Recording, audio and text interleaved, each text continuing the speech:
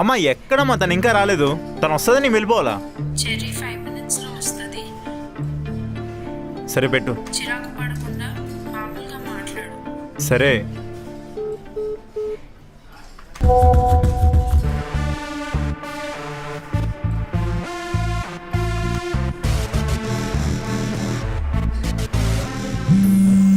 ఏంటి సుబ్బు నెంబర్లో ఉంది?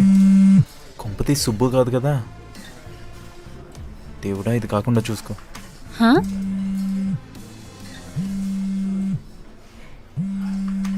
బ్రెయిన్ ఏమైనా బాస్కెట్లో పెట్టుకొని వచ్చినావా? పక్కనే పెట్టుకొని కాల్ చేస్తాను, లేదంటే టార్చర్ చేస్తానావా? టార్చర్ ఏం కాదు. అయినా మా అమ్మ నీ నెంబర్ ఎందుకు ఇచ్చింది? మీ అమ్మ నా నెంబర్ ఇచ్చిందా? మీ అమ్మకి నా నెంబర్ ఎక్కడిది? నాకేం తెలుసు?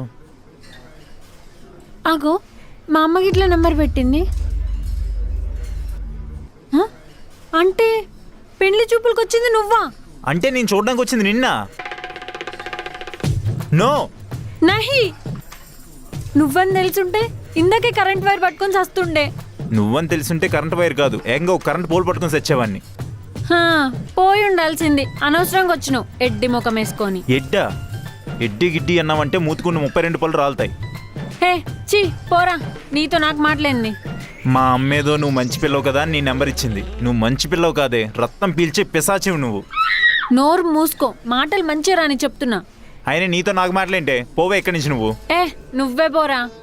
నీ దరిద్ర మొహం చూడడం కన్నా ఇక్కడి నుంచి పోవడమే బెటర్. Same feeling. ఎక్కడైనా దరిద్రం వెనకొస్తుంది అంటారు, కానీ నా దరిద్రం మాత్రం మెడకు చుట్టుకుని నా పక్కనే ఉంది. నువ్వే ఆ దరిద్రాన్వి. రేపు ఆఫీస్కి వస్తావు కదా, అప్పుడు చూపిస్తా దరిద్రం అంటే ఏంటో. చూసుకుందాంలే. దీన్ని కాదు, ఫస్ట్ మా అమ్మ నానాలి ఇలాంటి సంబంధాలు తెచ్చినందుకు.